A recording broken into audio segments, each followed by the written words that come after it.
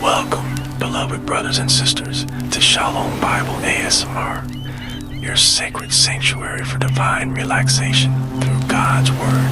Tonight, we embark on an immersive journey through the entire book of Genesis, divided into 10 beautifully crafted chapters for your spiritual rest and meditation, from a majestic creation of the world with real water, wind, and clay sounds, to Joseph's emotional reunion in Egypt. Every story comes alive with therapeutic ASMR soundscapes.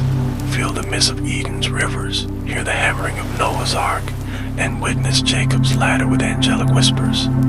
All designed to bring you peace while deepening your connection to Scripture. Don't forget to subscribe for weekly biblical ASMR journeys. Hit the bell to never miss a God-inspired relaxation video. Comment below which Genesis moment touched your heart. Share this video with someone needing holy tranquility. Now breathe deeply, relax your soul, and let us begin our Genesis experience together in 3, 2, 1. Chapter 1. In the beginning, Genesis 1 to 2. Before time itself had meaning, when the universe existed as an unfathomable abyss of perfect darkness and the primordial waters lay in chaotic stillness, something extraordinary stirred in the void.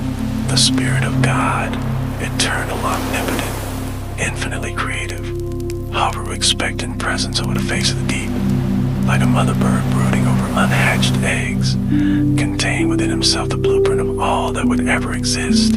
Then, without warning, the silence was shattered by a divine utterance that sent shockwaves through the emptiness. Let there be light.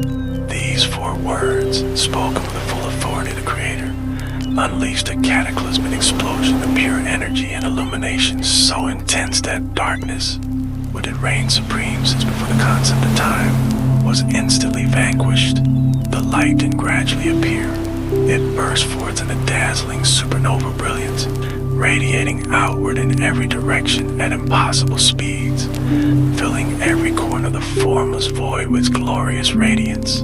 God saw that this light was good, and with divine wisdom established the first boundary, separating the light from the darkness, creating the very first day and night, though the sun and stars had not yet been formed. This was no ordinary light as we understand it today, but primordial illumination emanating directly from God's glory, establishing the fundamental rhythm that would govern creation, the sacred cycle of evening and morning that would structure all of human existence. As a second creative day dawned, though dawn itself was still a concept waiting to be fully realized, God turned his attention to the waters that covered the embryonic earth.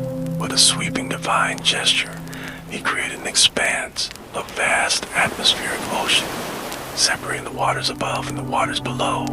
This firmament, which we now call sky, stretched endlessly in all directions, a shimmering blue barrier holding back the celestial waters while leaving room below for formation of the terrestrial world. The sound of the separation would have been monumental, a great rushing as the waters were divided, the roar of liquid masses being pulled apart by divine command, the hiss of mist rising as the first clouds began to form in the newly created atmosphere. This was no random act, but carefully calculated preparation for the life that would eventually fill both sea and land, each element being meticulously positioned according to God's perfect design. On the 3rd day, the symphony of creation reached a crescendo as God commanded the waters below the sky to be gathered into specific places, allowing dry ground to emerge for the first time. The geological upheaval this caused would have been spectacular. Continental plates forming and shifting, mountains thrusting upward from the depths, valleys being carved by retreating waters, all occurring in what was likely a breathtakingly short period by geological standards. As the land appeared, God didn't leave it barren, but immediately clothed it with vegetation of every imaginable kind. The ground literally erupted with life. First tender grasses pushing to the rich soil, then shrubs bursting forth, followed by mighty trees shooting up to full maturity in moments, each bearing seed according to its kind. The variety was staggering, from the delicate petals of alpine flowers to the massive trunks of ancient redwoods, from the waving fronds of palm trees to the sturdy oaks, all created fully mature, bearing fruit and seed ready to reproduce. The colors were more vibrant than anything we see today. Green so lush they seem to glow, flowers with hues beyond our modern spectrum, fruits bursting with juices of unimaginable sweetness. The entire earth became a living tapestry of textures, scents, and flavors, a paradise prepared for the creatures yet to come. The fourth day brought celestial wonders beyond human comprehension. God spoke and the heavens were suddenly filled with light bearers. Not just the sun and moon we know today, but celestial display of staggering beauty and complexity. The sun, a perfect sphere of burning glory, took its place as center of the solar system. Its light now replacing primordial illumination of the first day. The moon appeared in its orbit, a silver companion whose phases would mark seasons and festivals, but most breathtaking were the stars, not randomly scattered as modern science suggests, but carefully placed by the divine hand, each with name and purpose. The Milky Way stretched across the night sky like a river of diamonds, constellations telling the story of redemption that would unfold across human history.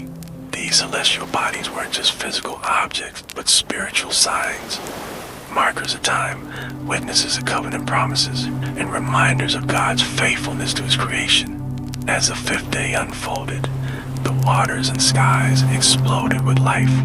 At God's command, the oceans teemed with creatures of every description, from microscopic plankton to leviathans that would dwarf modern whales, from colorful tropical fish to mysterious deep-sea dwellers. Each was perfectly adapted to an environment, displaying God's limitless creativity. Simultaneously, the skies filled with birds of every imaginable variety, majestic eagles soaring on thermocurrents, hummingbirds hovering with wings beating faster than the eye could follow, songbirds filling the air with melodies more complex than any human composition. The sound to this day would have been overwhelming. The splash of fish breaking the water's surface, the cries of seabirds echoing across newly formed beaches, the flutter of countless wings creating a symphony of praise to their creator. The sixth day began with the creation of land animals, a breathtaking array of creatures demonstrating God's playful creativity and attention to detail. Herds of grazing animals appeared, deer with velvety antlers, zebras with stripes like painted brushstrokes, elephants with their wise eyes and powerful trunks.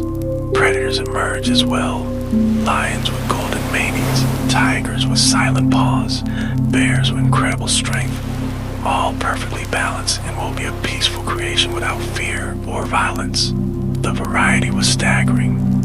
From the tiniest field mouse to the massive woolly mammoth, each creature reflecting some aspect of God's multifaceted character. Then came the crowning moment, the creation of humanity.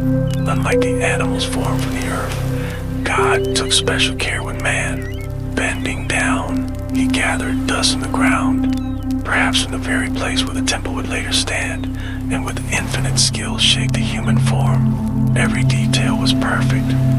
The curve of the brow indicating wisdom, the dexterity of fingers designed for work and worship, the vocal cords capable of both speech and song. But this was merely a sculpture until God breathed into it the breath of life, his own spirit, making this creature a living soul. Adam's first breath was a gasp of divine intimacy, his first sight the radiant face of his creator. Made in God's image, Adam carried divine qualities, reason, creativity, moral awareness, and a capacity for relationship. He was given dominion over creation, not as a tyrant, but as a loving steward under God's authority. Seeing Adam's need for companionship, God performed the first surgery, causing a deep sleep to fall upon the man from his side, not from his head to rule over him, nor from his feet to be beneath him, but from his side to be his equal. God fashioned Eve. When Adam awoke and saw her, he burst into history's first love poem. This is now bone of my bones and flesh of my flesh. Their union was perfect in every way, physically, emotionally, and spiritually. Together, they walked with God in the Garden of Eden, a paradise specially prepared as their home. Eden was no ordinary garden, but a sanctuary of divine fellowship. For rivers, each with unique properties, watered the land. Trees of every description grew there, including 2 special trees at the center. The tree of life, whose fruit sustained immortality, and the tree of the knowledge of good and evil, the one test of their obedience. Gold, precious stones, and aromatic resins were abundant, not as hidden treasures but as common decorations, showing the incredible wealth of God's provision. Adam and Eve worked the garden, not with sweat and toil but with joyful creativity, their labor more like worship than drudgery. They named the animals, discovering each one's unique characteristics and celebrating God's wisdom displayed in them. In the cool of the day, God himself walked with them, their fellowship unbroken by sin or shame. Every element of these creation days reveals God's character, his power in speaking worlds into existence, his wisdom in designing complex ecosystems, his generosity in providing abundantly for his creatures, and his love in making beings capable of knowing and loving him in return. The creation wasn't merely functional but beautiful, not just adequate, but overflowing with abundance and delight. As the 6th day closed, God surveyed everything it made and declared it very good. A perfect harmony of relationships between creator and creation, humanity and nature, man and woman. On the 7th day, God rested, not from exhaustion but in satisfaction, establishing a pattern for human life and a foreshadowing of the eternal rest come. This day was blessed and made holy, a gift to humanity that would echo through all generations.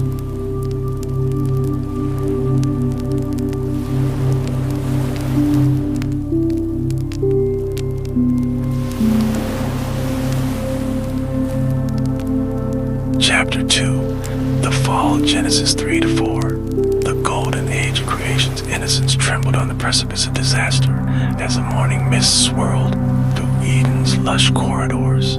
The serpent, a creature once radiant with heavenly glory, now warped by rebellion, moved with calculated precision through shafts of amber sunlight.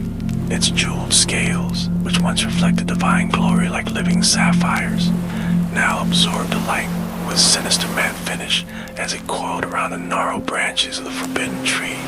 The air itself seemed to thicken when the beast spoke, its voice a poisonous melody weaving through the garden's ambient sounds, the distant murmur of 4 rivers, the rustle of palm fronds, the melodic calls of paradise birds now falling silent one by one.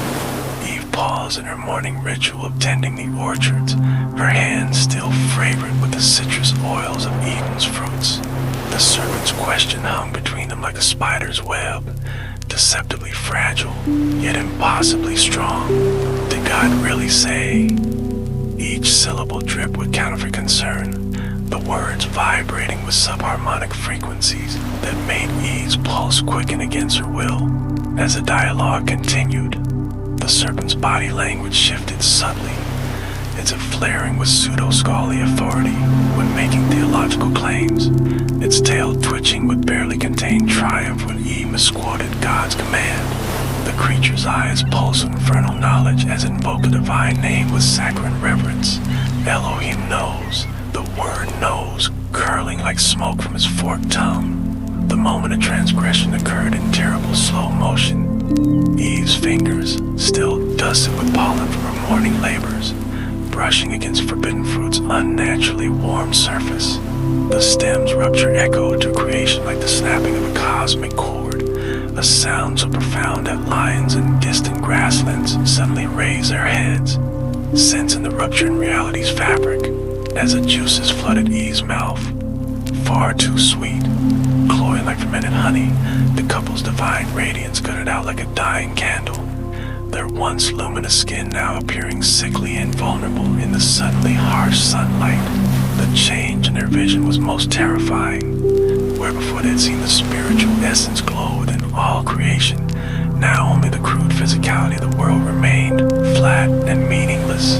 God's approach that evening carried a new quality. The The ground vibrated with what might have been sorrow or righteous anger as the divine footsteps resonated at a frequency that made the fake leaves sown and the crude coverings tremble against damp skin. The interrogation that followed revealed humanity's new fractured nature. Adam's voice cracked with petulant blame shifting, while Eve's speech patterns showed the first signs of what would become human anxiety. Sentences breaking mid-phrase, pitch rising uncontrollably. When the curses are pronounced, the very soil recoiled, thorns bursting forth like living things to twist around Adam's ankles. The serpent streak of rage distorting into a guttural hiss as its limbs atrophied before their eyes. The transition to chapter 4 reveals sin's rapid metastasis. Cain's offering, presented with theatrical piety, but reeking of spiritual rot, consisted of bruised wheat and insect-chewed grapes tossed carelessly toward the altar. The divine rejection manifested physically. His basket of produce spontaneously combusting not with holy fire, but with a greasy, malodorous smoke that clung to his robes. Abel's contrasting sacrifice unleashed a column of blue flame that purified rather than consumed.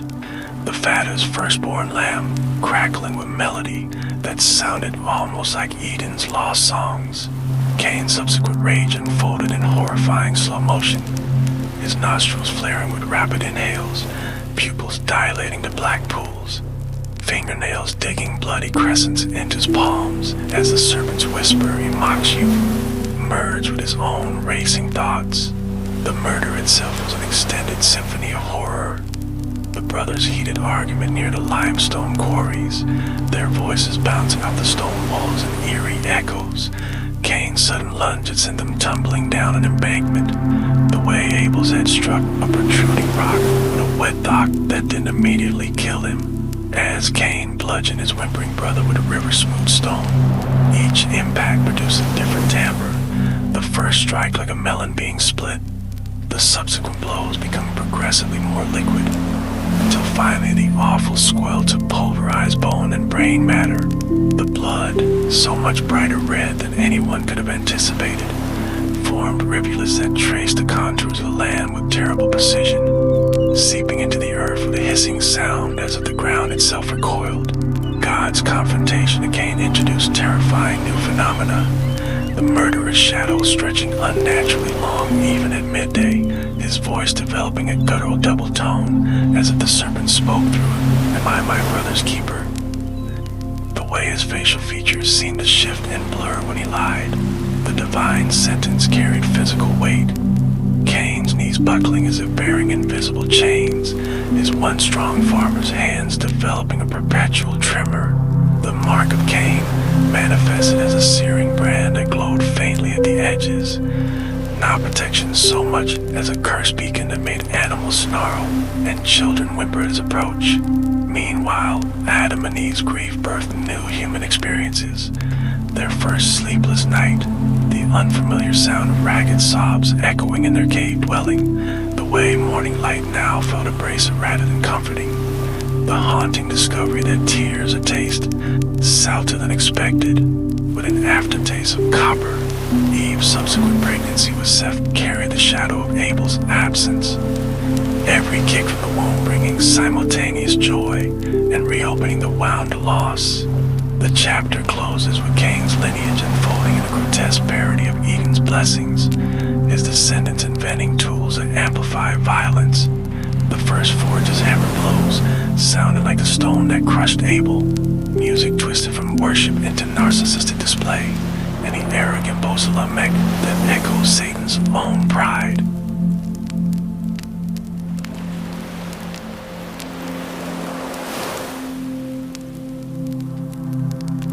Chapter 3.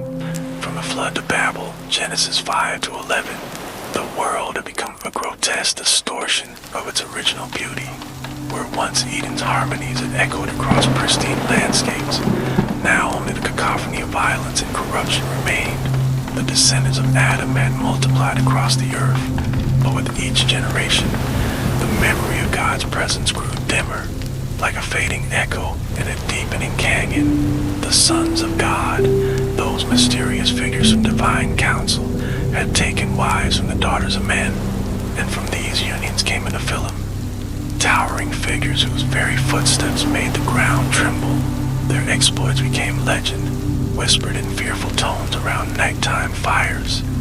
Stories of impossible strength and unspeakable cruelty. The earth groaned under the weight of this corruption, its perfect rhythms broken, its balance destroyed, blood soaked into the soil from countless murders, the metallic scent hanging heavy in the air.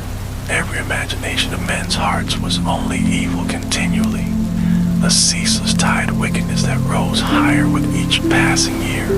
Yet in this moral wasteland, one man walked differently. Noah, son of Lamech, moved of the world like a living relic of a purer age. His very name meant rest, and in him the wearier found temporary respite. At 500 years old, when most men had long surrendered to the depravity around them, Noah maintained an unbroken communion with the Creator. While others plotted violence, Noah cultivated peace. While they schemed of wickedness, he pondered divine mysteries. His eyes, though aged, retained a clarity that saw beyond the surface of things. Where others saw only clouds, he discerned the fingerprints of God. Where they heard thunder, he detected the Creator's voice. Then came the day when that voice spoke with terrifying clarity. The heavens themselves seemed to pause as God revealed to Noah's grieving heart, "The end of all flesh has come before me." Came the solemn declaration, "For the earth is filled with violence through them." The words hum in the air like a death sentence over all creation. Yet in this judgment, mercy whispered Noah would build an ark, a massive vessel of salvation amidst the coming destruction. The specifications came with divine precision. 300 cubits long, 50 cubits wide, 30 cubits high, 3 decks rising like layers of the cosmos itself, a window finished to a cubit above, a door in the side, the only entrance to salvation. For 120 years, the rhythmic sound of construction echoed across the land, the sharp crack of axes biting into gopher wood, a mysterious material strong enough to withstand cosmic judgment, the steady thud of hammers driving pegs, the rasp of saws shaping beams. Noah's sons Shem, Ham, and Japheth grew from boys to men under the shadow of this colossal project. Their wives adapted to the strange new reality. Their laughter sometimes tinged with nervous disbelief as the structure grew larger than anything humans had ever built. The neighbors mocked.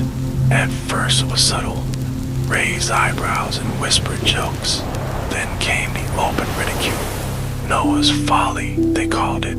Children threw stones at the emerging frame. Drunken men urinated on its foundations.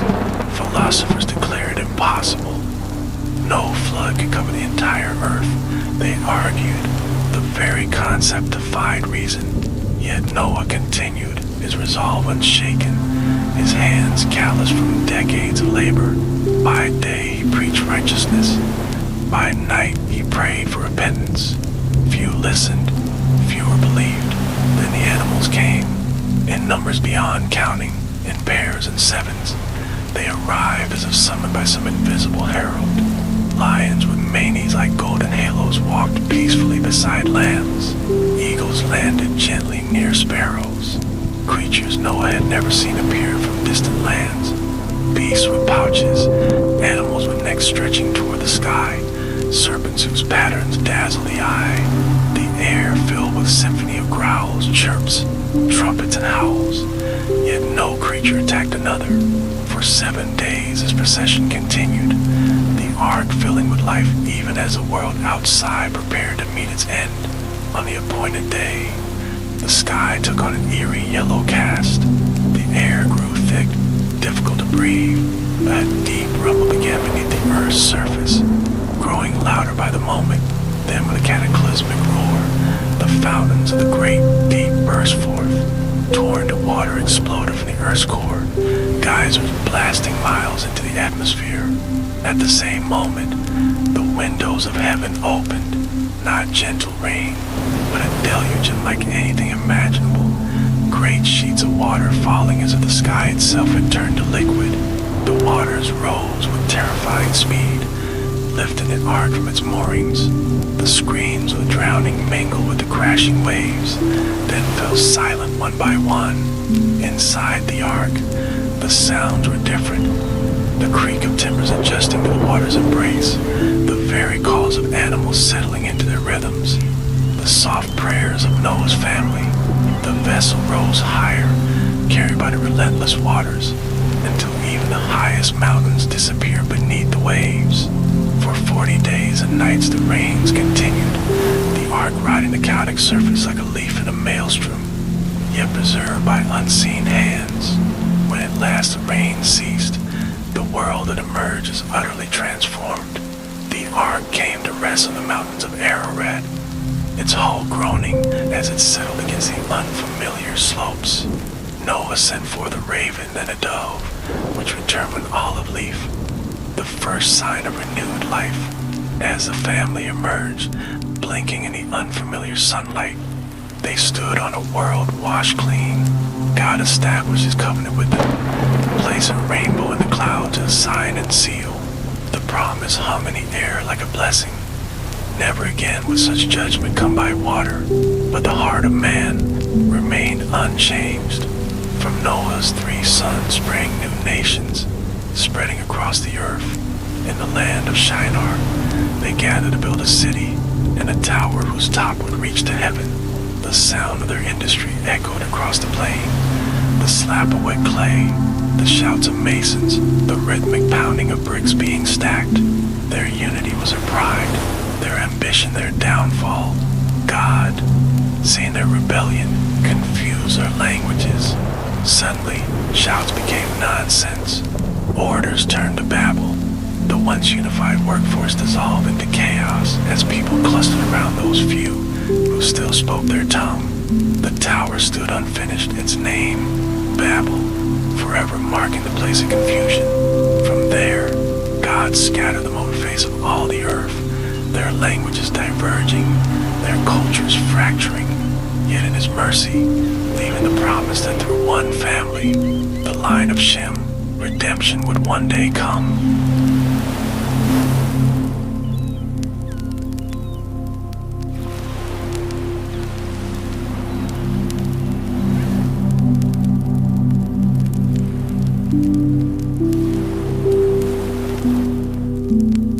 Chapter 4.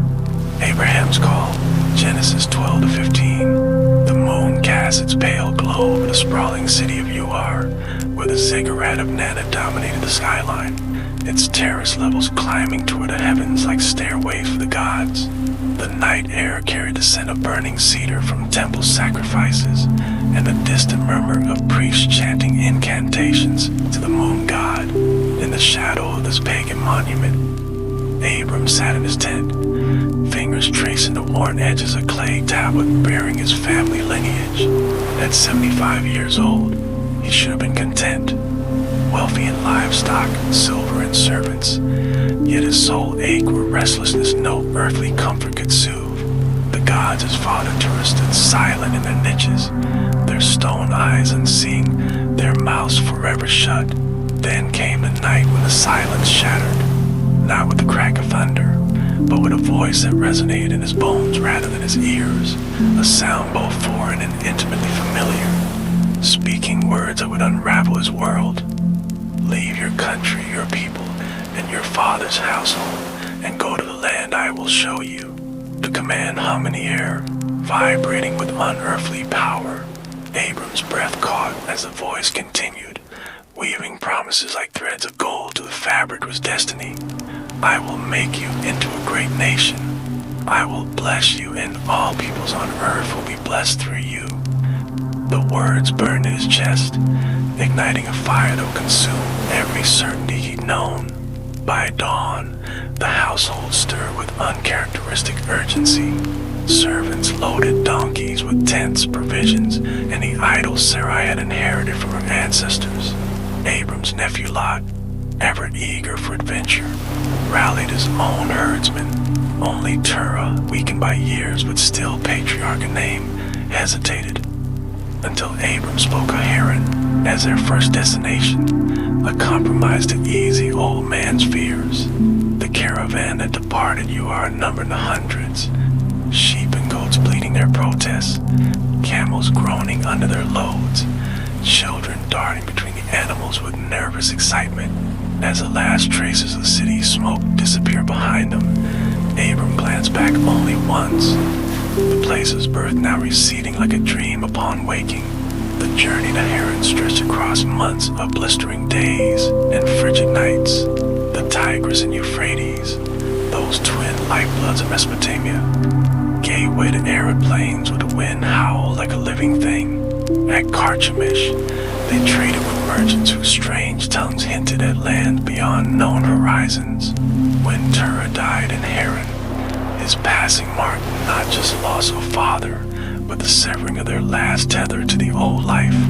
Now the full weight of the promise rested on Abram alone. With the rainy season waning, they pressed southwest toward Canaan, their path tracing the arc of the Fertile Crescent. The land that greeted them was both promise and paradox. Rolling hills dotted with olive trees, valleys lush with barley ready for harvest, yet everywhere the signs of entrenched inhabitants. Walled cities like Jericho rising like fortresses, Canaanite farmers eyeing the newcomers with suspicion, roadside shrines to Baal, and ushers standing as reminders of the spiritual battle ahead. At Shechem, Abram halted near the great Okamore, its gnarled branches a natural cathedral. There in the golden light of evening, the voice spoke again, "To your offspring I will give this land." The declaration sure brought joy, yet Abram stood childless, his body aging. Sarai's womb as barren as the wilderness around them. Still, he gathered stones in the riverbed, stacking them into an altar that became both protest and prayer, its rough surfaces catching the last light of day as smoke from his sacrifice curled toward heaven. Their peace proved fleeting when famine gripped the land like a vice, turning streams of dust and fields to wasteland. Abram faced his first crisis of faith. The road to Egypt beckoned, a land where the Nile's bounty mocked Canaan's deprivation. As they approached the frontier forts, Abram studied Sarai's face in the firelight. At 65, her beauty retained its legendary power. High cheekbones framing eyes like dark pools, silver-streaked hair that caught the moonlight. "Say you are my sister," he urged, his voice tight with fear. The half-truth tasted bitter, but Pharaoh's soldiers were already riding out to inspect the foreigners. What began as strategy became a nightmare when Egyptian officials, dazzled by Sarai's grace, escorted her to the royal palace. Abram received gift in exchange, sheep, cattle, servants. Each one a weight upon his conscience. For weeks he watched the horizon until plagues began afflicting Pharaoh's household. Sickness spreading like shadow, nightmares disturbing the royal sleep. When the truth emerged, a furious Pharaoh summoned Abram. "What have you done to me? Why didn't you tell me she was your wife?" The king's wrath burned hot, but divine protection held firm. Expelled but alive, Abram returned to Canaan chastened, the riches of Egypt trailing behind him like an accusation. Back at Bethel, where it first raised an altar, Abram knelt again, not in triumph but in brokenness. The stones, still blackened from earlier sacrifices, seemed to judge him. Lot's tent sprawled nearby, his flocks having multiplied until the land could no longer sustain both households. Quarrels between their herdsmen erupted like brush fires. One evening, as the sun bled across the horizon, Abram made his decision. "Let's not have any quarreling between us. Is not the whole land before you? Let's part company." The offer was radical, a surrender of first choice to his junior. Lot's gaze drifted east toward the Jordan Valley, where the cities of the plains shimmered like mirages. The choice he made would echo through generations. Abram watched his nephew's caravan disappear toward Sodom, then turned his face toward Hebron's rugged hills. It was there, in the oak groves of Mamre, that the voice came a third time. "Lift up your eyes where you are and look north and south, east and west. All the land you see I will give to you, and your offspring forever. The promise now stretched beyond imagination. Not just a son, but a nation. Not just a plot of soil, but an eternal inheritance. Abram built another altar, this time with stones quarried from the hill's heart, their surfaces flecked with cords that caught the firelight like stars. Years passed. The seasons wheeled ahead while Sarai's monthly cycle continued its cruel regularity. Then came news that shattered their fragile peace. Lot taken captive in a war between eastern kings. Abram's response was swift, mobilizing 318 trained men born in his household. He pursued the invaders north to Dan. Under cover of night, he divided his forces, launching a surprise attack that sent the enemy fleeing in chaos. The rescue complete, Abram returned victorious, only to be met by two kings outside Salem. Pharaoh Sodom offered wealth, his eyes calculating, but it was Melchizedek, the enigmatic priest king, who commanded attention, bearing bread and wine. His very presence radiated authority. Blessed be Abram by God Most High, creator of heaven and earth, he intoned, hands raised in a gesture both ancient and timeless. The blessing hung in the air like incense, its words resonating with something primal in Abram's soul. In response, he gave a tenth of everything, not to Bera, who represented worldly power, but to this mysterious figure who seemed to bridge heaven and earth.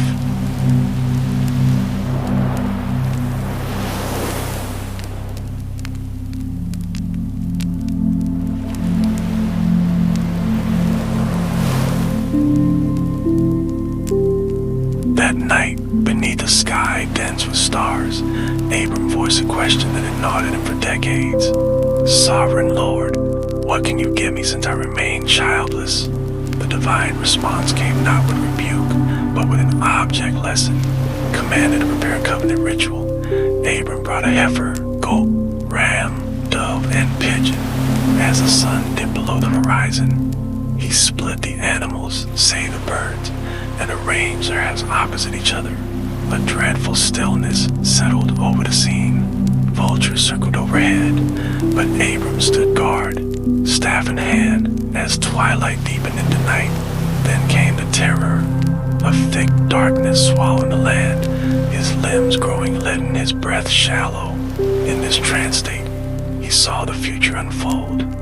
His descendants enslaved a foreign land, their cries rising for 400 years before deliverance came.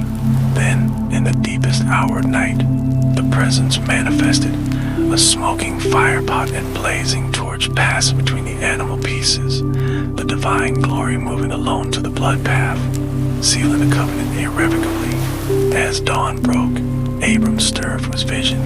The carcasses remained, their blood now blackened in the dirt, but overhead, the stars still blazed, each one a silent witness to the promise. Each twinkle a reminder that the God who numbed him could surely multiply one old man's faith into a nation that would bless the world. The journey ahead would demand more than Abram could yet imagine. Tests of faith that would cut to his core, moment of failure and redemption, and ultimately the birth of a son whose laughter would defy impossibility. But for now, in the quiet that morning, he simply stood, an aging nomad in a land not yet his, holding fast to a promise greater than his understanding, his shadow stretching long across the promised earth as the sun rose over Canaan.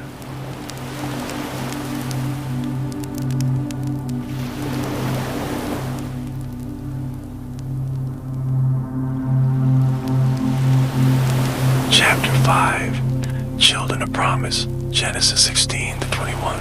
The relentless sun beat down upon the tents of Hebron, where Abram's household had grown quiet with the weight of unfulfilled promises. A decade had passed since that unforgettable night when God had cut covenant with him beneath the star-strewn sky, yet Sarai's tent remained conspicuously empty, her monthly cycle continuing with cruel regularity, while the promise of offspring seemed to wither like desert shrubs under summer's scorching gaze.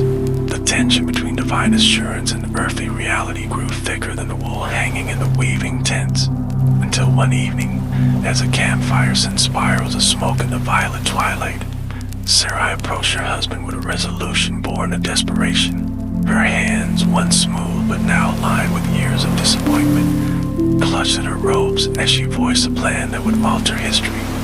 "The Lord has kept me from having children. Go, sleep with my maidservant. Perhaps I can build a family through her."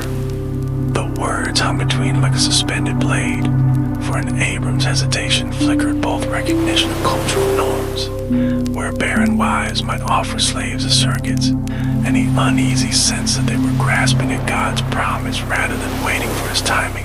Yet when dawn came, Hagar the Egyptian, Sarai's personal maidservant, her dark eyes reflecting the Nile's depths in her posture, still bearing the regal bearing of Pharaoh's court before becoming war plunder, found herself summoned to Abram's tent, the coarse goat hair walls bearing silent witness to the transaction that would plant seeds of discord for generations to come. The moment Hagar's pregnancy became evident, the fragile equilibrium of the camp shattered like a clay vessel dropped on stone, where once Sarai had moved through daily tasks with quiet dignity. Now her gaze burned holes into Hagar's growing belly, each kick visible beneath taut skin feeling like a personal rebuke. The Egyptian woman, perhaps emboldened by the life stirring within her, or perhaps simply unable to conceal her triumph, began carrying herself with newfound confidence, her laughter ringing through camp in opportune moments, her formerly deferential manner giving way to something approaching mockery. The breaking point came during the barley harvest, when Sarai overheard Hagar telling the other servants that her child would inherit Abram's blessings, and by extension, that Sarai's position as matriarch would become obsolete. Sarai's confrontation with Abram crackled with barely contained fury. "You are responsible for the wrong I am suffering. I put my servant in your arms, and now that you know she's pregnant, she despises me. May the Lord judge between you and me."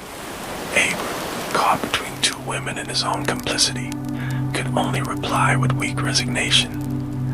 "Your servant is in your hands. Do with her as you please."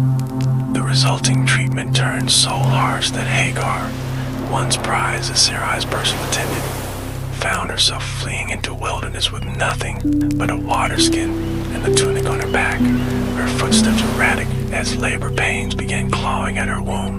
The desert sun had nearly claimed both mother and unborn child when the angel of the Lord found Hagar beside a desolate spring on the road to Shur. Dust coated her face where tears had carved tracks, her lips cracked with dehydration as she murmured half-formed prayers to gods she barely remembered from childhood. The divine messenger's appearance sent a shockwave through the barren landscape, his voice carrying both rebuke and promise. "Hagar, servant of Sarai, where have you come from and where are you going?" When she confessed her flight from unbearable mistreatment, the angel uttered words that would shape Ishmael's destiny. "Go back to your mistress and submit to her.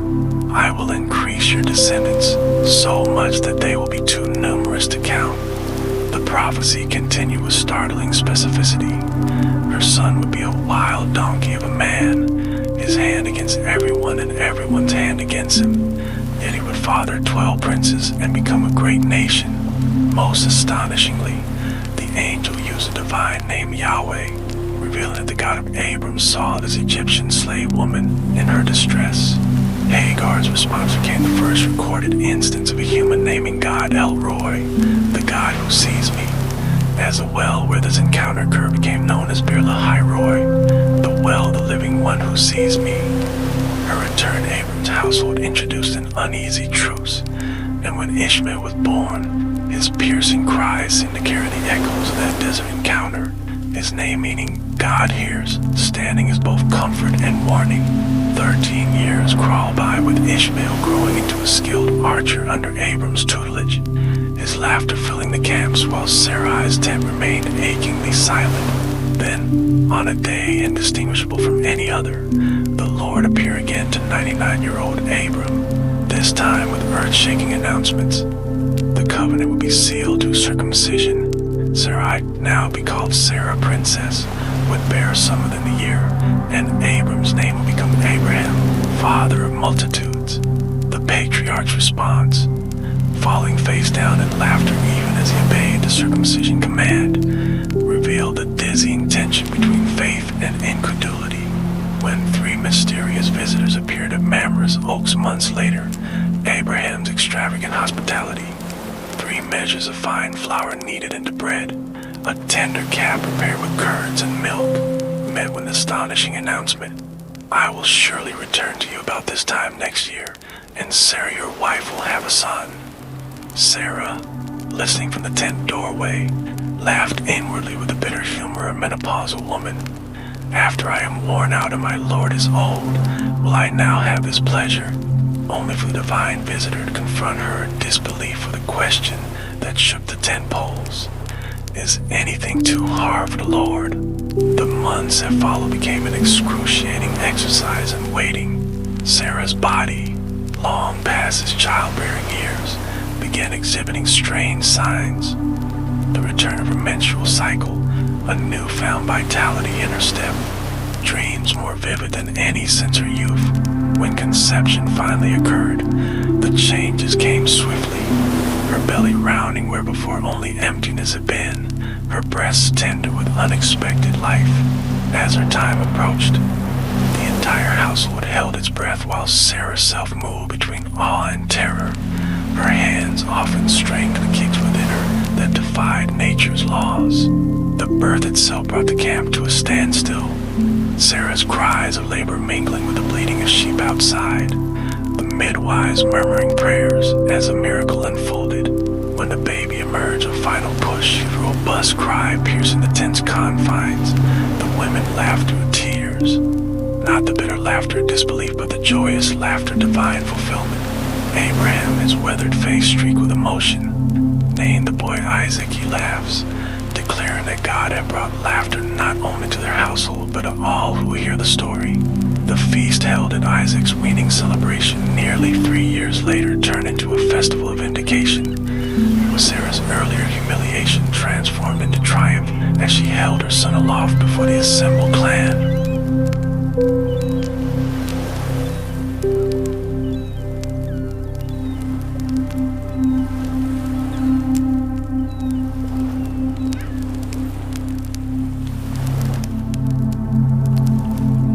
The celebration's wine had barely soured when Sarah noticed Ishmael, now a teenager, mocking during the festivities. The Hebrew word metzachek contained ominous echoes of Isaac's name, suggesting something beyond childish teasing, perhaps threats, pagan rituals, or sexual impropriety. Wherever the provocation, Sarah's demand was ruthless in its finality. Get rid of that slave woman and her son, for that woman's son will never share an inheritance with my son Isaac. Abraham's distress at casting out his firstborn son prompted divine reassurance. Do not be so distressed. It is through Isaac that your offspring will be reckoned. I will make the son of the slave into a nation also, because he is your offspring. At dawn, Abraham provisioned Hagar with bread and water before sending her into the wilderness, a pitifully inadequate supply for what lay ahead. When the water skin ran dry near Beersheba, Hagar placed Ishmael under shrub and retreated a bowshot away, unable to watch her child die. Their mutual weeping rose as a dissonant chorus until the angel of God called from heaven, revealing a well that had been there all along, a hidden mercy in the wilderness. The text description of Ishmael growing up in the desert Paran, his mother securing an Egyptian wife rim, formed a poignant epilogue to this fractured family saga. Meanwhile in Gerar, where Abraham sojourned, another crisis brewed when King Abimelech took Sarah into his household. The patriarch once again resorted to the "she's my sister" deception. Divine intervention in the form of a dream prevented catastrophe, with Abimelech returning Sarah along with lavish gifts that underscored God's protection of the promise. The chapter closes with Isaac's growth into a sturdy lad, his every step watched over by parents who still marvel at his existence. While farther south, Ishmael's descendants multiplied as promised, their their story forever intertwined, we get distinct from the line of promise. The laughter that began in disbelief had become the laughter of fulfillment. Yet the cost of that joy remained etched in the wilderness wanderings of an Egyptian woman and her outcast son. Their lives a testament to both human impatience and divine faithfulness that can redeem even the most tangled of human decisions.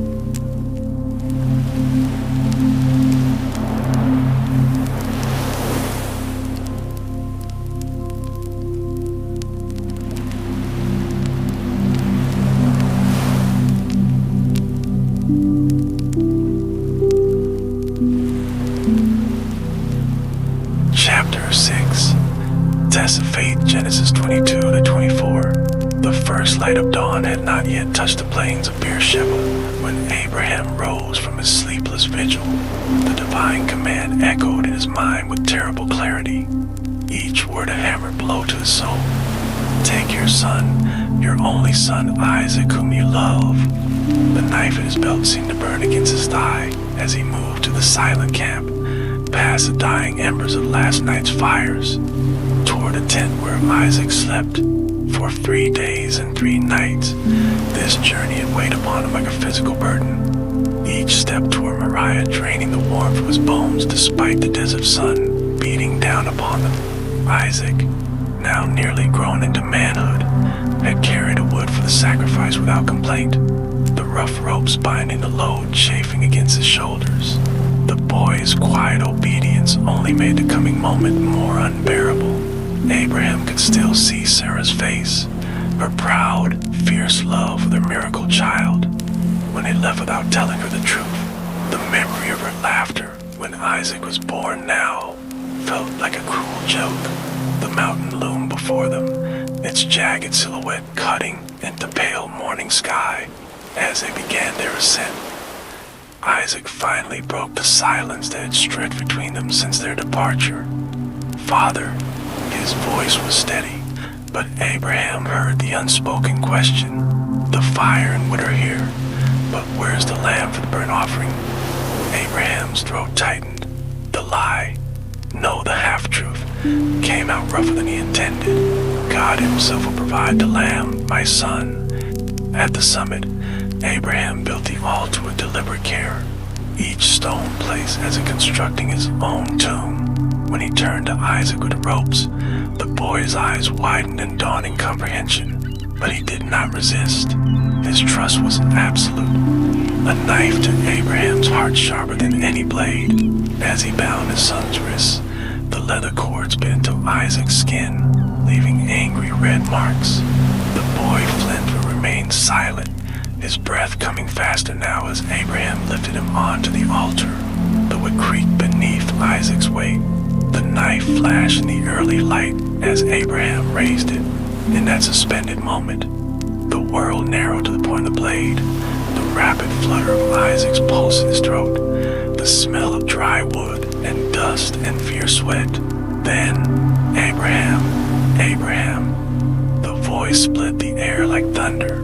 Abraham's arm froze mid-descent, muscles trembling with arrested motion. A ram stood nearby, its horns tangled in the thicket as if it had been waiting there since the dawn of creation. The relief that flooded Abraham's body left him lightheaded. His hands shook as he cut Isaac free. The boy's breath came in ragged gasps as he scrambled off the altar, his tunic damp with sweat. They did not speak as Abraham sacrificed a ram in Isaac's place. The fire consumed the offering in a roar of flame and smoke, but the true sacrifice had already been made.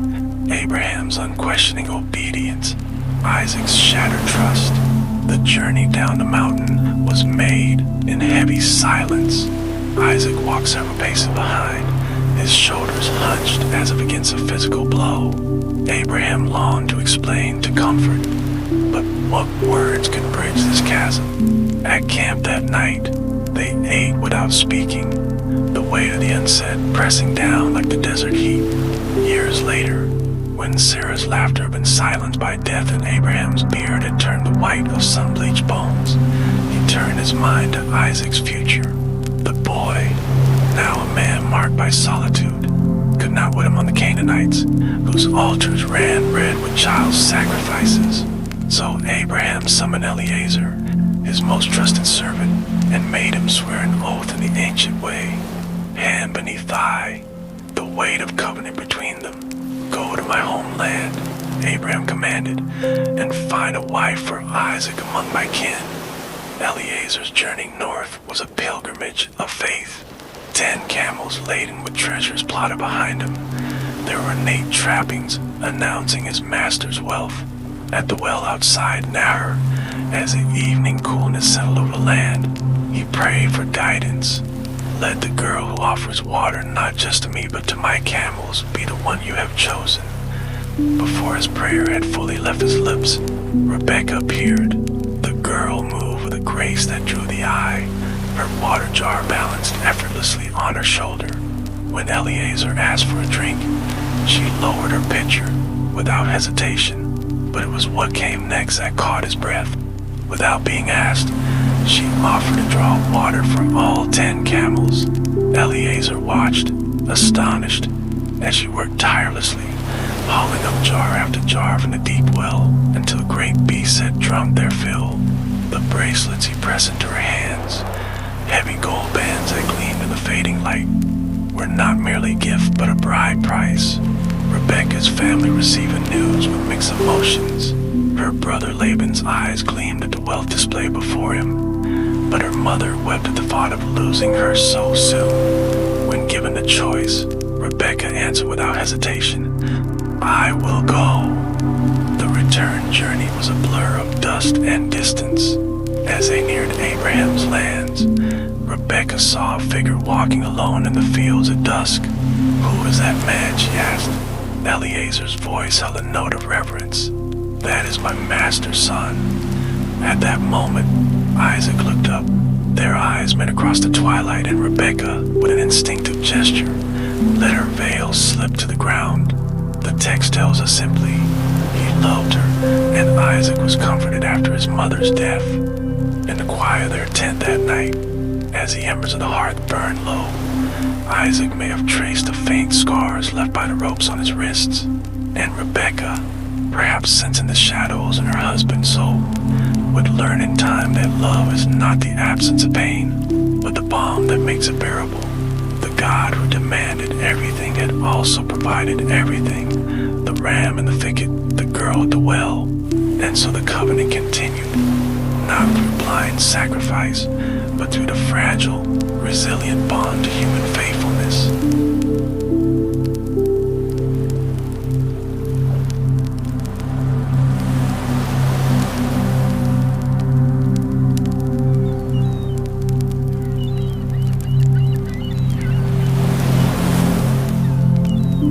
Chapter 7, Jacob and Esau, Genesis 25 and 28.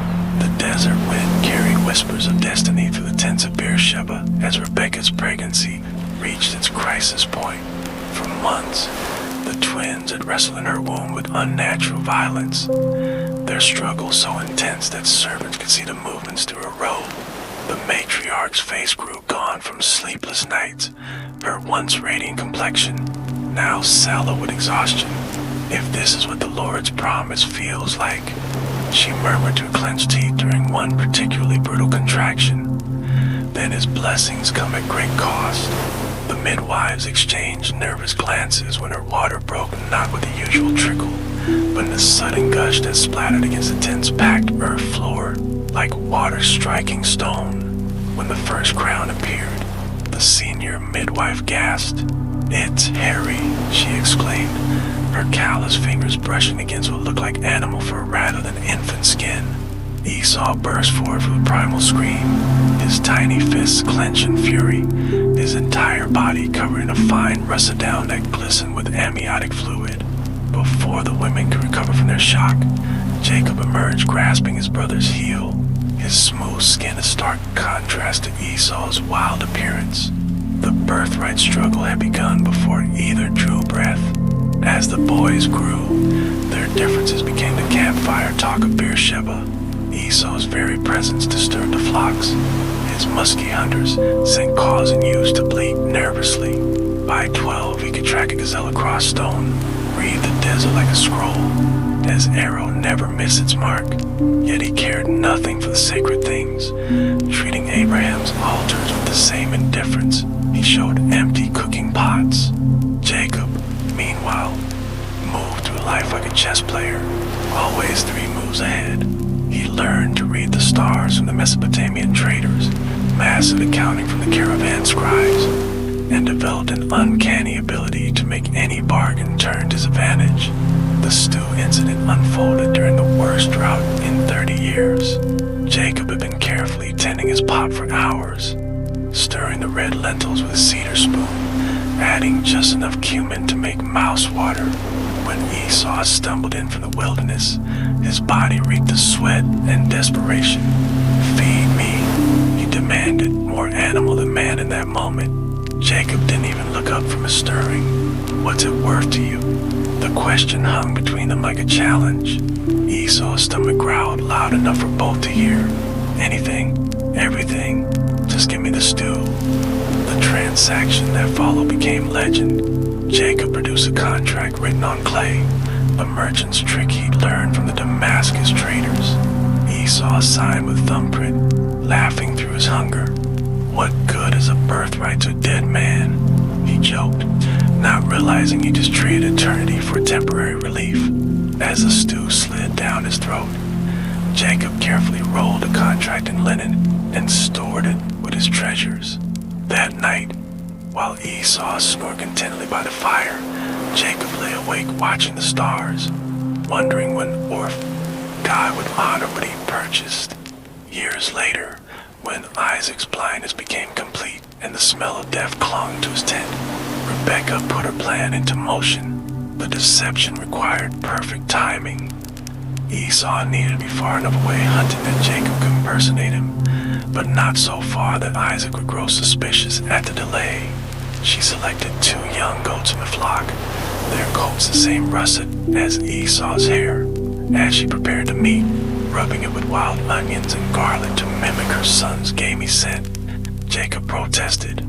"What if he touches me? I'll feel like a fool and bring down a curse instead of a blessing." Rebekah's response cut like a knife. "Let the curse fall on me, my son. Just do as I say." The moment Jacob knelt before his father's trembling hands, the entire tent seemed to hold its breath. Isaac's fingers moved over the goat hair disguised with agonizing slowness. "The voice is Jacob's," he muttered, "but the hands are Esau's." When the old man finally pronounced the blessing, words that couldn't be unspoken, promises that couldn't be revoked, the very air in the tent seemed charged with destiny. Jacob left with his stolen blessing pressed against his heart like a burning coal. Esau's return shattered the fragile peace. His wail of betrayal carried across the entire camp, sending children running to their mothers. "Bless me too, my father," he begged, but the well of blessing had run dry. Isaac could only offer a pale imitation, a prophecy of wilderness living and eventual rebellion. The knife Esau drew was of a game this time, its edge gleamed with murderous intent. Rebekah's intervention came not a moment too soon. "Go to my brother Laban in Haran," she urged Jacob. "Stay until your brother's fury turns elsewhere." As Jacob gathered his few belongings, he could hear Esau outside sharpening his blades and swearing vengeance. The journey to Haran became Jacob's wilderness for the soul. Each night, as he lay staring at unfamiliar constellations, the weight of his deception pressed down like a physical burden. Near lose, exhaustion finally overcame him. The stone he chose for a pillow was rough and uneven, yet sleep claimed him almost instantly. His dream began quietly, a single angel descending a shimmering ladder, then another, and another, until the very air thrummed with their comings and goings. The celestial beings paid Jacob no mind, their faces fixed on some heavenly purpose. At the ladder's summit stood the God of his fathers, not condemning Jacob's deception, but reaffirming the covenant. "I am with you and will watch over you wherever you go." Jacob awoke with tears streaking his dusty face. The morning light transformed the ordinary landscape into something holy. His anointing of the stone wasn't just ritual. It was the first genuine act of worship in his calculated life. The vow he made carried both wonder and wary negotiation. If God will be with me, then the Lord will be my God. As Jacob resumed his journey, the vision of the ladder burned in his memory, a promise that heaven touched earth in unexpected places, that even tricksters could become vessels of blessing. Behind him, Esau took Canaanite wives, adding another layer of grief to Isaac's household. Ahead lay Laban's deception, Rachel's beauty, and years of hard lessons. But for this moment at the threshold of his exile, Jacob stood on holy ground, his stolen birthright now bearing the weight of divine purpose.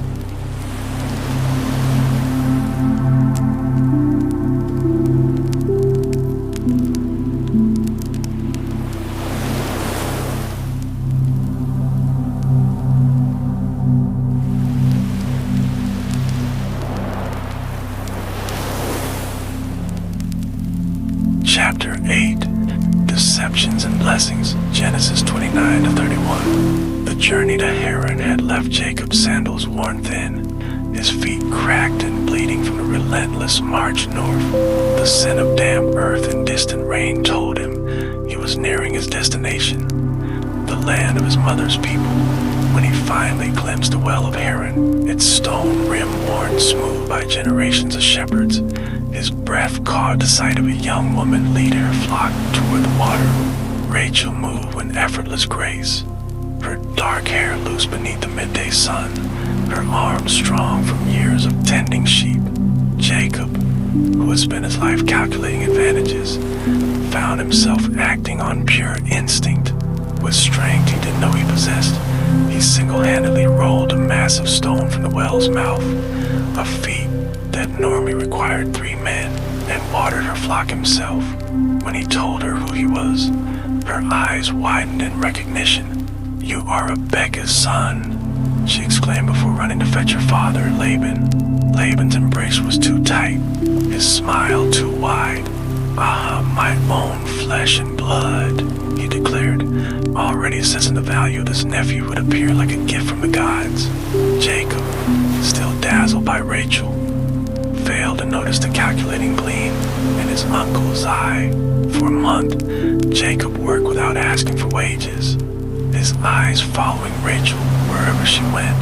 When Laban finally broached the subject of payment, Jacob didn't hesitate.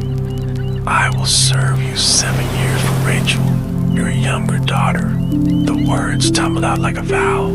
Laban's grin revealed teeth stained red from wine. "It is better that I give her to you than to some outsider," he agreed, though the terms were outrageous. 7 years of labor for a bride was a king's ransom. But Jacob, who had tricked his own brother, didn't recognize the trap. The years passed in a blur of sweat and longing. Jacob's hands grew callous from tending Laban's flocks, his back permanently bent from digging wells and repairing pens. Yet his love for Rachel made the labor light. The Bible says the 7 years seemed like only a few days to him because of his love for her. But the reality was likely more complex. There were nights when Jacob lay awake, wondering if Laban would keep his word. Days when the sun scorched his neck and the sheep grew stubborn. Yet Rachel's occasional smile, the brush of her fingers when she brought him food, kept him going. When the wedding night finally arrived, the feast was a raucous affair. Laban's men drank deeply, their laughter too loud, their toasts too insistent. The wine flowed freely, and Jacob, unaccustomed to excess, drank until the world blurred the edges. The veiled bride who was led to his tent under cover of darkness seemed quieter than usual, her hands trembling.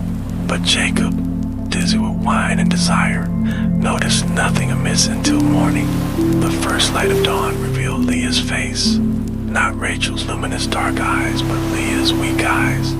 A Hebrew phrase that can mean tenderness or plainness, but in that moment meant only betrayal. Jacob's roar of outrage brought Laban running, his expression all false innocence.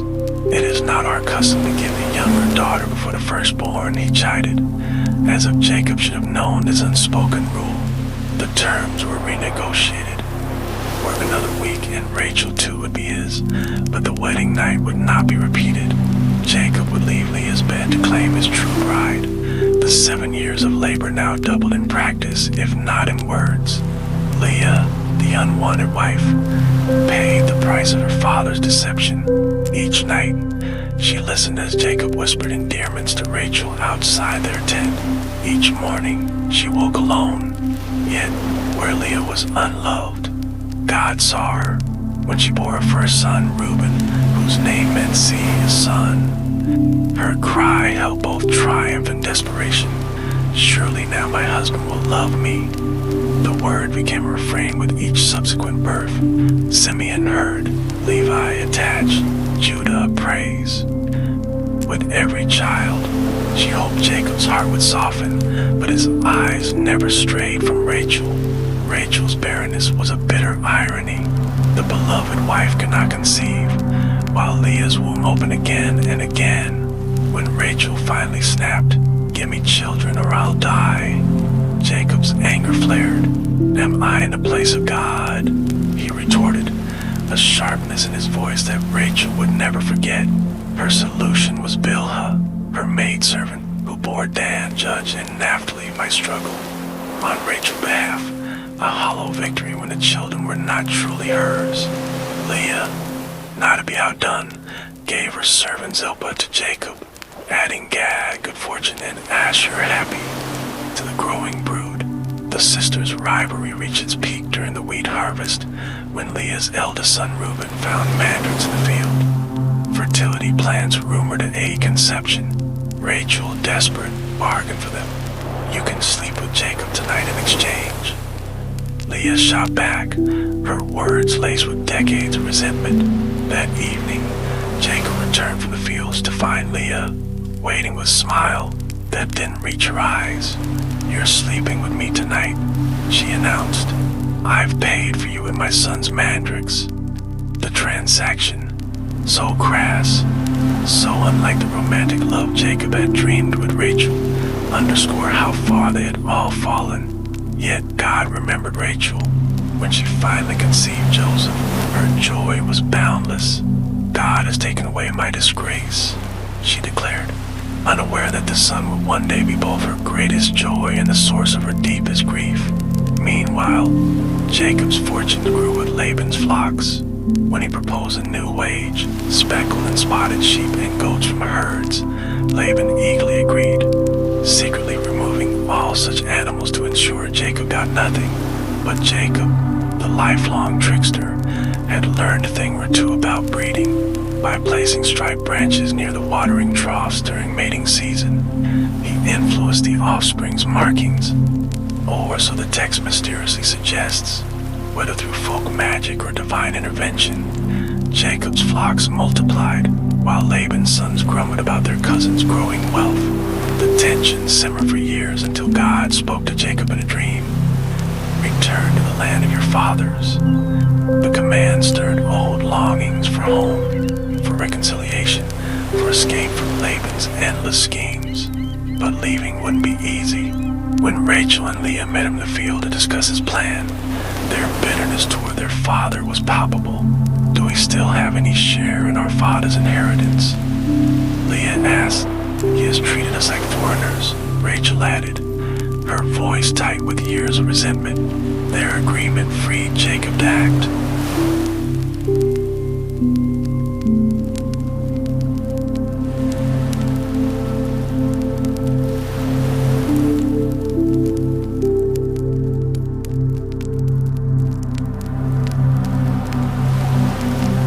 While Laban was away shearing sheep, Jacob fled with all he owned, his wife, his children, his flocks.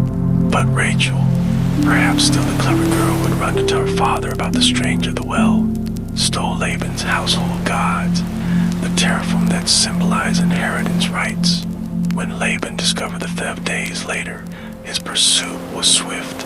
The confrontation at Mount Gilead crackled with accusations. "Why did you steal my gods?" Laban demanded, ransacking tents while Rachel sat atop the idols. Claiming her womanly condition prevented her from rising, Jacob, unaware of the theft, unleashed 20 years of pent-up fury. I was consumed by heat and frost, sleeping out in the open. I worked 14 years for your daughters, 6 more for your flocks, and you changed my wages 10 times. The argument ended with a covenant, a stone pillar as witness, a meal as uneasy peace offering. Laban kissed his daughters and grandchildren goodbye, his blessing hollow after years of manipulation. As Jacob turned his face toward Canaan at last, he carried both the blessings of his labor and the scars of his deceptions. A man who had been both victim and perpetrator, now walking the uncertain path toward reconciliation with a brother he had wronged so long ago. The chapter closes with an unexpected divine encounter. Angels meeting Jacob at Manaim, their silent presence a reminder that the God who had been with him at Bethel's ladder was with him still. The deceiver, the wrestler, the patriarch in the making would need that assurance in the days to come.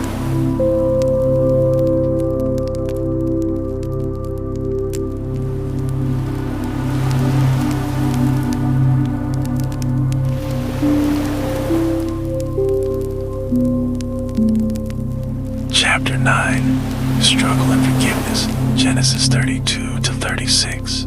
The night air by the Jabbok River was thick with the scent of damp earth and the distant murmur of rushing water as Jacob stood alone in the darkness, his mind racing with 20 years of guilt and fear. Tomorrow, he would face Esau, the brother whose birthright he had stolen, whose blessing he had taken, whose murderous rage had driven him into exile. The messengers he had sent ahead returned with terrifying news. Esau is coming to meet you, and 400 men are with him. The number echoed in Jacob's skull.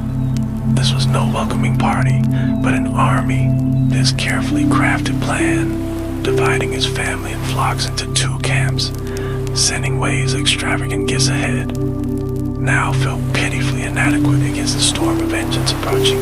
As his wives and children slept, Jacob paced the riverbank, his limp from years of hard labor more pronounced in his agitation. The moon cast long shadows across the rocky terrain, transforming boulders into crouching beasts. Then, without warning, strong arms seized him from behind. The attack was sudden and brutal. Jacob thrashed against his assailant, his shepherd's muscles hardened by decades of wrestling stubborn rams. But this was no ordinary man. The stranger's grip burned like fire, his strength unmatchable, yet he fought with strange restraint, as if testing rather than trying to kill. They grappled through the night, their labored breaths mingling with the river's song, sweat and blood slicking their skin. Jacob's had popped from his socket with an audible crack, white hot pain shooting down his leg. Yet still he clung on, his fingers digging into the stranger's shoulders with desperate strength. As dawn's first light tinged the eastern sky, the stranger panted, "Let me go, for it is daybreak." But Jacob, though exhausted beyond measure, tightened his grip. "I will not let you go unless you bless me." The words spilled out, not the calculated bargaining of his youth, but the raw plea of a man who had run out of tricks. The stranger's response changed everything. "What is your name?" When Jacob whispered Jacob, the name meaning deceiver, the identity he had carried since birth, the stranger declared, "Your name will no longer be Jacob, but Israel, because you have struggled with God and with humans and have overcome."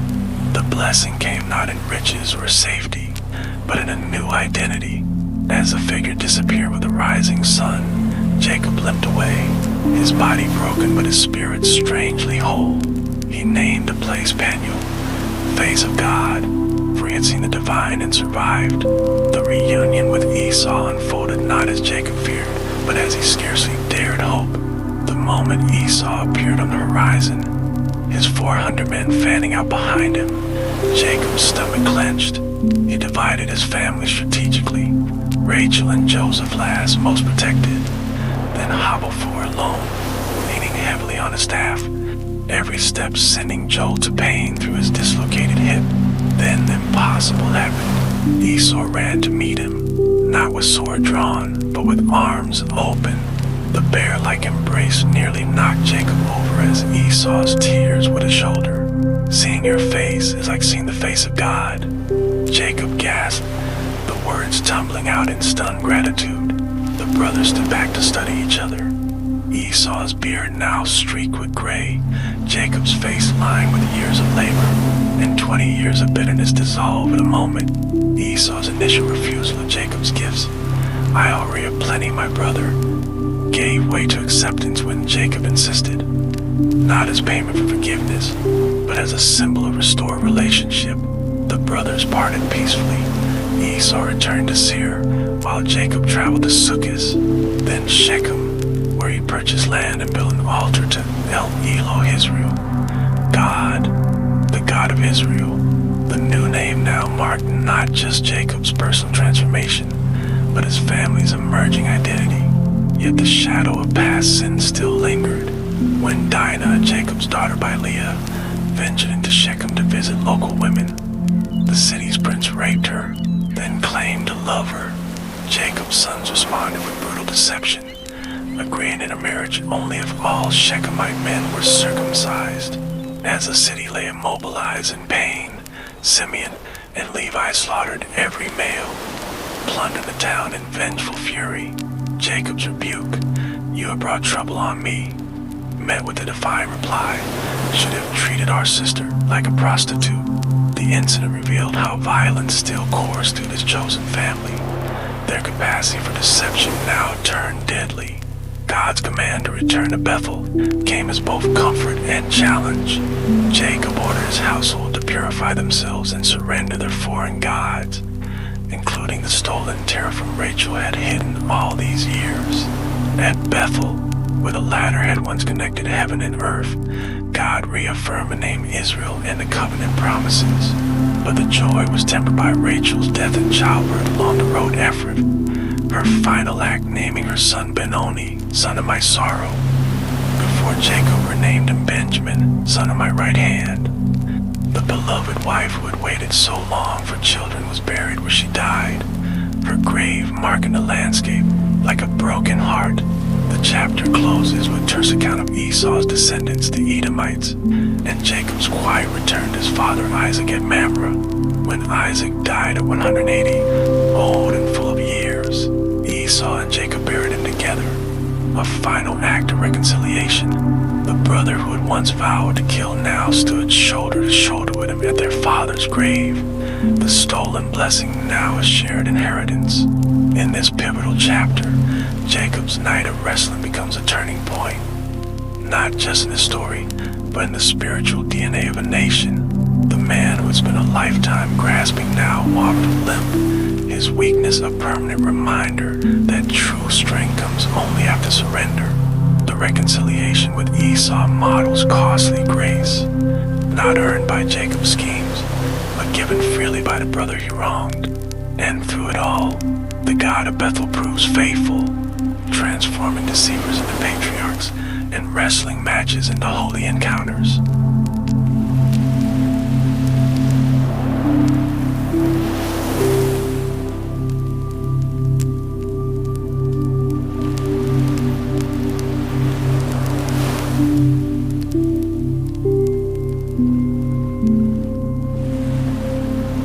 Chapter 10, Joseph dreams in Egypt, Genesis 37 to 50. The desert sun beat down on Jacob's tent as 17-year-old Joseph emerged wearing the infamous coat, a riot of color against the beige landscape, its long sleeves mocking his brother's sunburned arms. The garment was more than clothing. It was a king's robe, a father's blatant favoritism stitched into every fiber. Joseph, oblivious of resentment simmering beneath his brother's scowls, recounted his latest dream. "We were binding sheaves in the field when suddenly my sheaf rose and stood upright, while your sheaves gathered around mine and bowed down." The brother's silence was more dangerous than any protest. When Jacob sent Joseph to check on his brothers at Shechem, the tension reached its breaking point. Spotting the colorful figure approaching from afar, the brothers seize their chance. Here comes that dreamer. Simeon's hands clench into fists. Let's kill him and throw him into one of these cisterns. We can say a ferocious animal devoured him. Only Reuben's intervention, his conscience warm with his jealousy, prevented murder. Let's not take his life, he urged, secretly planning to rescue Joseph later. The moment Joseph stood before them, his pride turned to terror as rough hands tore off the hated coat and shoved him into the dry pit. His screams echoed against the stone walls as the brothers sat down to eat. Their casual meal a grotesque contrast to Joseph's desperation below. Judah's pragmatic suggestion. What will we gain if we kill our brother? Let's sell him to the Ishmaelites. Turn betrayal into business. For 20 silver shekels, the price of slave, Joseph was dragged from the pit and handed over to traders whose camels carried spices toward Egypt. The brothers soaked Joseph's coat in goat's blood and presented it to Jacob, whose anguished wail, a fierce animal has devoured him, haunted their camp for years. In Egypt, Joseph's descent was swift. Potiphar, captain of Pharaoh's guard, purchased him as a household slave. The boy who had dreamed of ruling now scrubbed floors in empty chamber pots. Yet even here, God's favor was evident. Joseph's administrative gifts soon earned him Potiphar's trust, but this rise proved temporary. Potiphar's wife, her eyes lingering on the handsome Hebrew slave, made daily advances until Joseph's refusal to sin against God enraged her. Her false accusation of rape sent Joseph to the royal prison, his only crime being his integrity. The dungeon should have been the end. Instead, it became Joseph's unlikely headquarters. The prison warden, recognizing something extraordinary in this prisoner, put him in charge of other inmates. Among them were Pharaoh's cupbearer and baker, whose troubled dreams Joseph interpreted with uncanny accuracy. Within 3 days, Pharaoh will lift up your head and restore you to your position, he told the cupbearer, adding the heartbreaking request. Remember me when it is well with you, but human gratitude proved fleeting. The restored cupbearer forgot Joseph for 2 full years. The turning point came when Pharaoh himself dreamed. 7 fat cows devoured by 7 gaunt ones, 7 healthy ears of grain swallowed by 7 scorched ones. The cupbearer's belated recollection brought Joseph, shaved, cleaned, and hastily presented before the throne. His interpretation was masterful. God has revealed to Pharaoh what he is about to do. 7 years of abundance will be followed by 7 years of famine. More impressive was the solution. Store surplus grain during plenty to survive the coming scarcity. Pharaoh's response elevated the Hebrew slave in an instant. Since God has made all this known to you, there is no one so discerning and wise as you. You shall be in charge of my palace. Joseph's transformation was staggering. The prisoner's chains were replaced with a signet ring and fine linen. The man who had been sold as a slave now rode in the second chariot, all Egypt bowing at his command. As vizier, Joseph implemented an unprecedented grain storage system, building silos, appointing overseers, preparing the land for its coming trial. When famine struck, its tendrils reached beyond Egypt to Canaan, where Jacob's family faced starvation. Go down to Egypt and buy grain, Jacob instructed his sons, unaware they would bow before the brother they betrayed. Joseph recognized them immediately. They saw only an Egyptian ruler speaking through an interpreter. The test he devised, accusing them of spying, demanding Benjamin's presence, planting his silver cup in Benjamin's sack, with not vengeance, but a probing of their hearts. Had 20 years softened them, Judah's impassioned plea for Benjamin, how can I go back to my father if the boy is not with me, revealed the answer. The brothers who had once sold a son of Rachel now risked themselves to protect another. Joseph's tears could no longer be restrained. I am Joseph, he sobbed, his Hebrew word shocking the room. Do not be distressed or angry with yourselves for selling me here, because it was to save lives that God sent me ahead of you. The divine perspective reframed their betrayal. What they meant for evil, God had used for salvation. Jacob's journey to Egypt was bittersweet.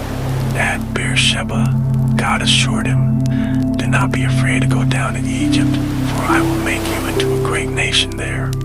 The reunion with Joseph, the old man clinging to his son, has whispered, "Now I am ready to die," was a moment suspended beyond time. Pharaoh's welcome settled Israel in Goshen's fertile land, where they flourished even as famine ravaged the region. Jacob's final years were spent blessing his sons with startling prophecies. Judah's scepter, Joseph's fruitful bough, before his mummified body was carried back to Canaan with full Egyptian honors. Joseph lived to see his great-grandchildren, his faith unshaken. God will surely come to your aid and take you up out of this land. When death came, he left instructions for his bones to be carried home, a promise Moses will fulfill centuries later. The story that began with a boy's arrogant dreams ended with a nation's birth.